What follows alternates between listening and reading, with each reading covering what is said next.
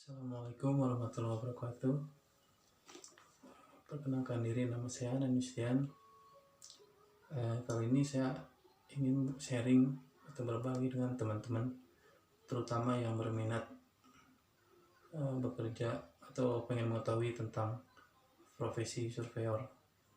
Yang akan saya bahas kali ini adalah surveyor pemetaan atau surveyor topografi, atau bisa disebut juga surveyor konstruksi ya. Saya perkenalkan diri dulu untuk pengalaman saya selama ini. Dia mulai tahun 93 mulai menggeluti bidang ini sampai dengan sekarang. Basic untuk menjadi seorang surveyor untuk tingkat SLTA itu, untuk SMK biasanya itu ada khusus. Biasanya untuk SMK dengan rumpun bangunan biasa ada jurusan survei dan pemetaan. Untuk tingkat perguruan tinggi untuk S1 atau ada juga yang D3 biasa untuk namanya teknik geodesi.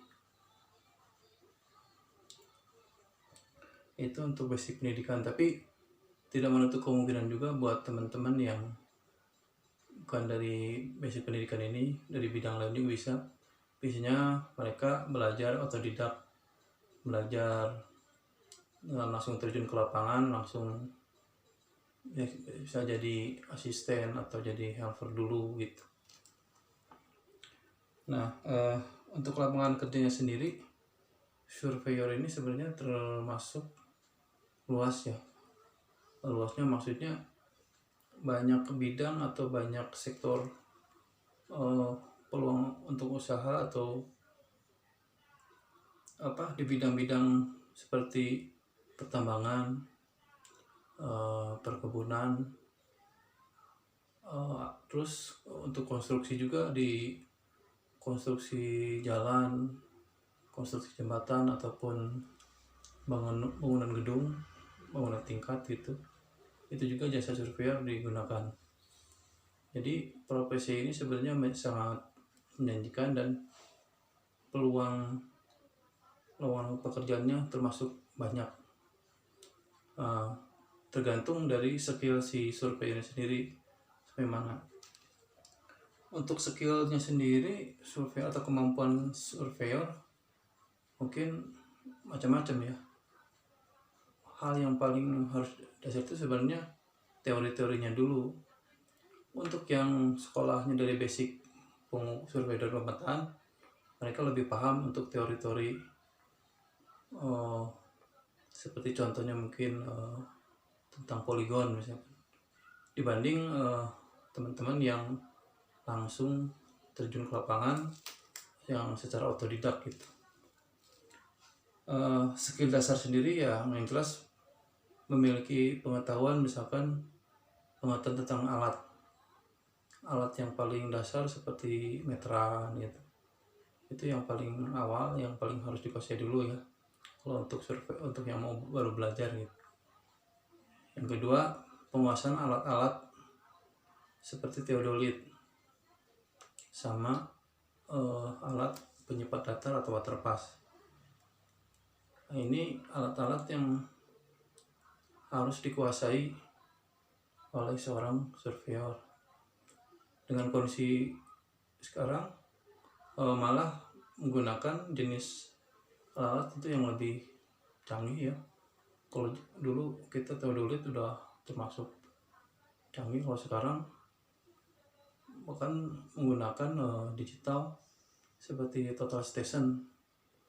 Total station juga udah bermacam kecanggihannya juga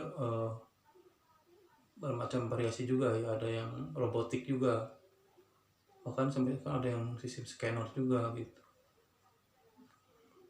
Jadi untuk alatnya sebenarnya beragam, dari mulai yang manual sampai dengan yang digital, sampai dengan yang lebih canggih lagi. Bahkan sekarang teknologi pengukuran dengan menggunakan GPS geodetik ya.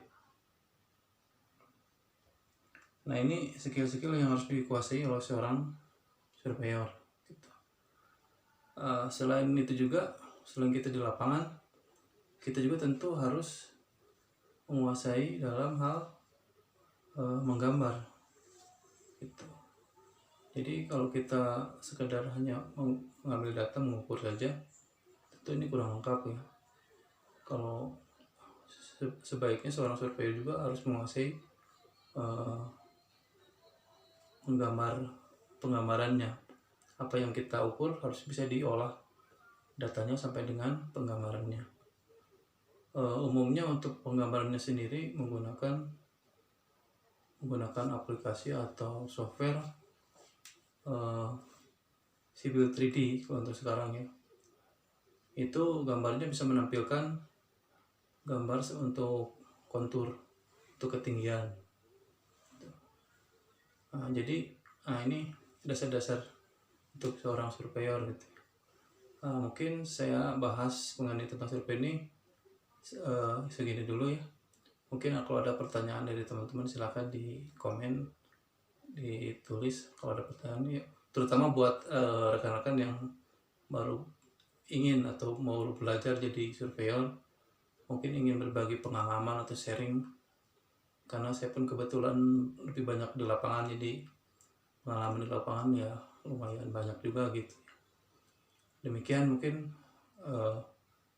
sharing dari saya tentang profesi surveyor ini. Terima kasih. Selamat malam. Assalamualaikum warahmatullahi wabarakatuh.